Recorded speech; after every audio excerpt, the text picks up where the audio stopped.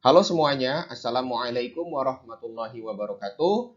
Berjumpa lagi dengan saya Alvan Fareski Wicaksono dari Fakultas Ilmu Komputer Universitas Indonesia.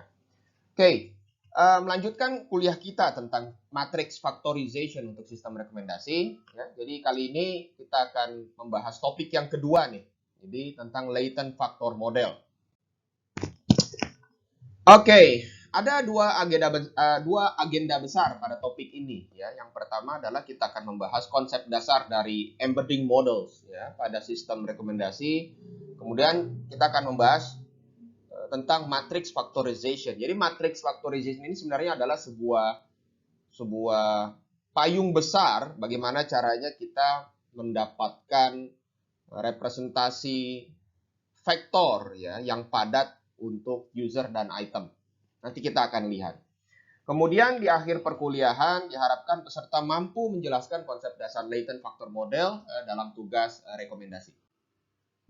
Oke, sekedar kita review dulu ya, sekedar review dari apa yang sudah kita pelajari dari topik 1 ya sebelumnya tentang collaborative filtering ya, di mana kita memanfaatkan kesamaan antar pengguna ya atau similarity between users untuk memprediksi kesukaan pengguna tersebut. Seperti kemarin di topik 1 kita sudah bahas bahwa ketika kita ingin memprediksi buku 5 ya, jadi Reni kira-kira akan suka apa enggak terhadap buku 5, kita lihat yang mirip dengan Reni siapa? Anto.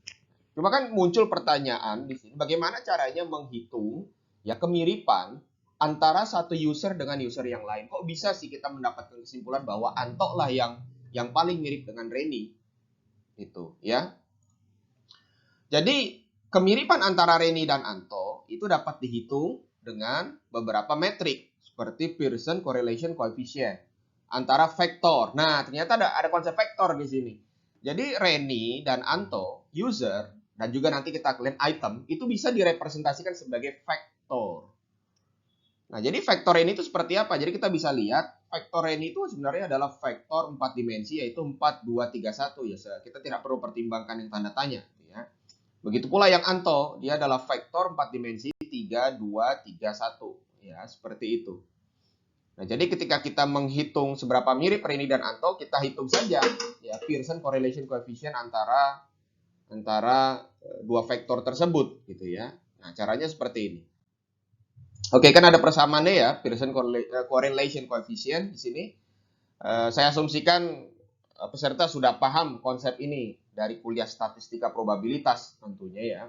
Nah, kita bisa melihat kalau kita hitung nilai Pearson correlation coefficient-nya, kita bisa melihat bahwa memang Reni dan Anto lah yang mempunyai relasi kuat gitu ya. Artinya mereka sangat mirip. Makanya dari situ kita ambil keputusan Anto lah yang menjadikan basis bagi kita untuk memprediksi seberapa suka Reni dengan buku 5. Namun cara sebelumnya yaitu menggunakan matriks interaksi user item apa adanya nih untuk merepresentasikan user menjadi vektor, lalu kita hitung similarity antara user dengan Pearson correlation, itu tidak robust.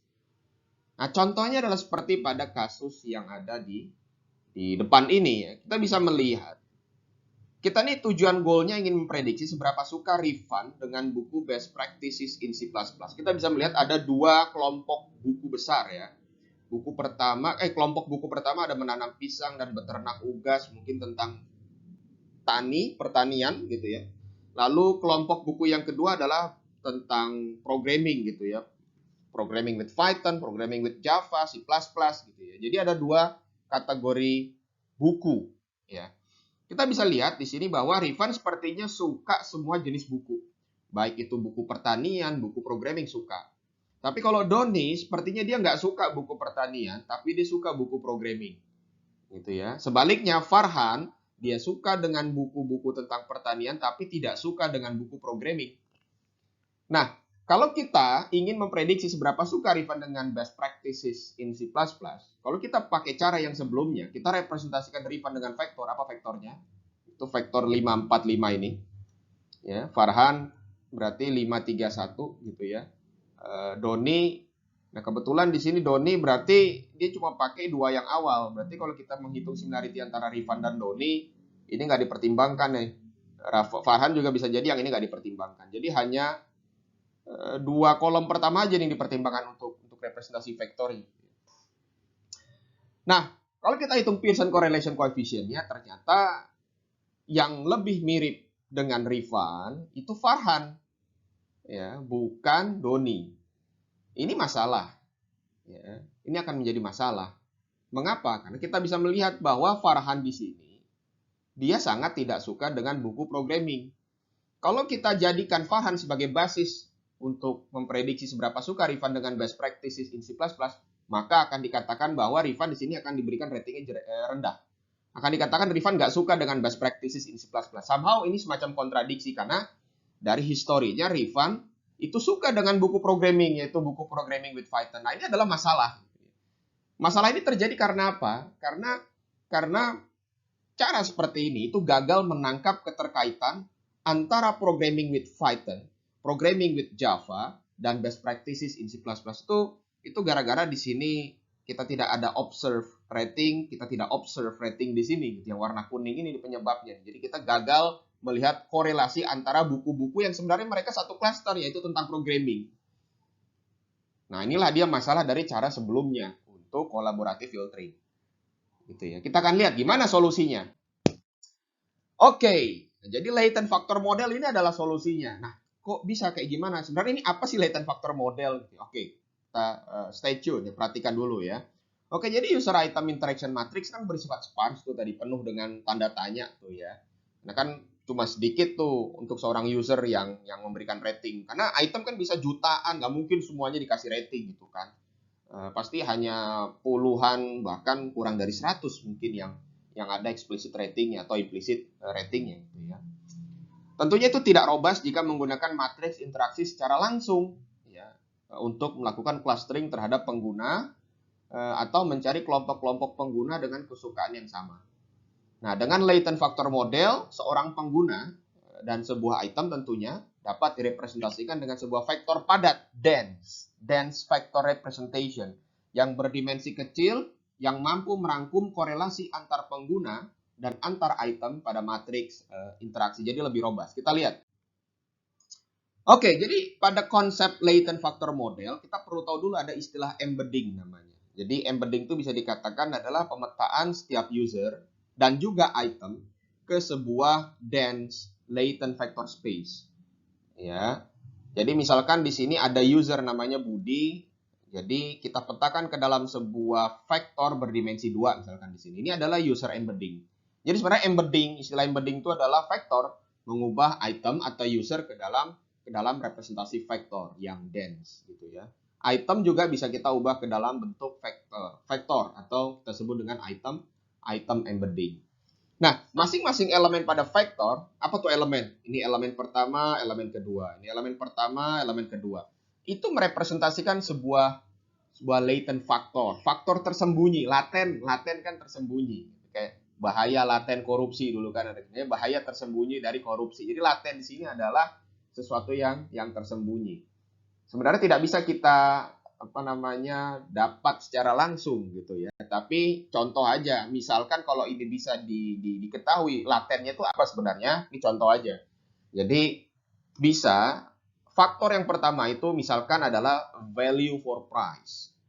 Faktor yang kedua itu adalah terkait tentang book quality. Jadi pertama harga, yang kedua kualitas. Gitu ya. Nah, ini adalah latent factor. Ini misal aja. Jadi kita akan melihat. Jadi kalau kita ingin tahu seberapa suka Budi dengan buku 5, maka kita lihat kecocokannya. Kalau Budi dikatakan di sini suka buku yang mahal, apakah cocok dengan profil buku 5 dia mahal nggak? Gitu ya. Atau kalau di sini murah, cocok nggak dengan profilnya di sini murah? Begitu pula dengan faktor yang kedua. Gitu ya. Dia akan melihat kecocokan itu. Nah, jadi pada latent factor model, ini penting ya. Jadi pengguna dan item, user dan item, itu harus berada pada vector space yang sama. Ini penting. Dia harus, jadi user dan item itu harus berada pada vector space yang sama. Nggak boleh beda. Karena kita nanti ujung-ujungnya ingin menghitung similarity antar mereka, antara item dan user. Make sense kalau mereka pada vector space yang sama. Kalau beda vector space, nggak mungkin kita bisa lakukan hal itu. Gitu ya. Jadi gimana cara memprediksi kesukaan? Kalau kita sudah ubah mereka ke vektor, Ya, gampang, kita cukup menggunakan dot product saja ya untuk memprediksi seberapa suka nih seorang pengguna terhadap suatu item. Contoh, tadi tuh yang kasus Budi dan Book 5. Seberapa suka Budi dan Book 5, ya sudah kita tinggal lakukan dot product saja. Seperti ini kan. Kalau dot product kita bisa, kalau misalkan kita anggap vektor sebagai matriks, maka yang vektor itemnya harus ditranspose dulu gitu ya. Maka jadilah kira-kira hasil penjumlahan dan perkalian ini itu adalah yang digunakan untuk melakukan ranking di antara item-item yang lain, seberapa suka semua item-item itu terhadap relatif terhadap si Budi gitu ya.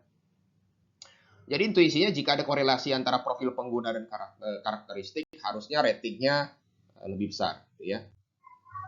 Nah, pertanyaannya, gimana menemukan user dan item embedding?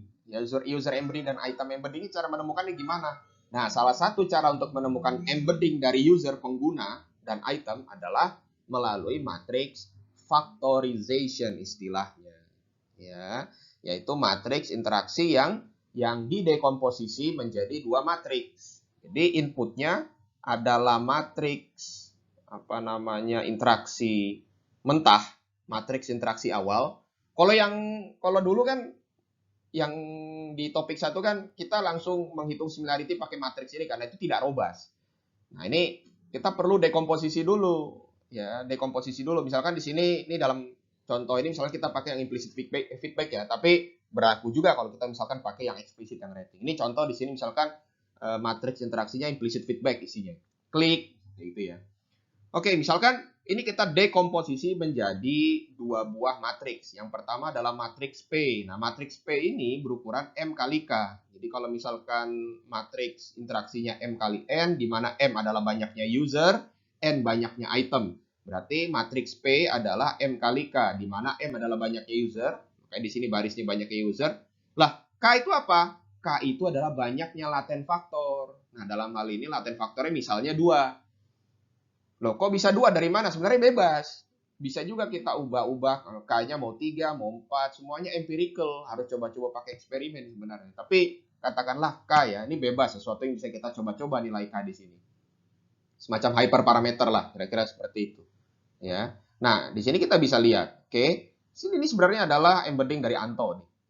Nah, begitu pula dengan matriks yang kedua atau matriks Q, dia adalah N kali K. Kalau ditranspose maka jadi K kali N kan. Maka M kali K, K kali N, jadi N kali N. Balik lagi dia kan, kalau dikali kan, P kali Q transpose. Nah, di sini kolom itu bisa kita lihat adalah embedding dari item. Ya, kira-kira seperti itu. Di sini F1, F2 di barisnya ini adalah latent faktornya. Ya, tadi seperti yang sudah saya sampaikan ya, ini adalah contoh embedding dari Anto, ini adalah contoh embedding dari buku 4. Ya, kira-kira seperti itu. Pertanyaan lagi. Nah, kita punya masalah lagi. Masalahnya adalah tadi kan katanya tidak robust. Saya ulangi lagi nih, masalahnya kan kalau kita pakai langsung matriks interaksi apa adanya tidak robust. Nah, harus pakai representasi yang dense. Ya, harus pakai representasi yang padat gitu ya. Nah, itu pakai embedding. Kita harus mencari user embedding, item embedding. Salah satu caranya untuk mencari user embedding dan item embedding pakai apa? Pakai matrix factorization. Ya, pakai matrix factorization. Nah, sekarang ada masalah lagi. Diberikan interaction matrix R, bagaimana menemukan matrix P dan Q? Ya, P yang berisi user embedding, Q yang berisi item embedding. Nah, ini adalah matrix factorization problem. Ini adalah inti masalah dari kuliah singkat kita ini sebenarnya yang akan dibahas di topik-topik berikutnya. Gitu ya. Oke, jadi sebagai penutup, pertanyaan terakhir tersebut yang baru saja saya sampaikan sebelumnya, itu adalah yang akan kita bahas pada kuliah sebelumnya. Oke ya, terima kasih semuanya.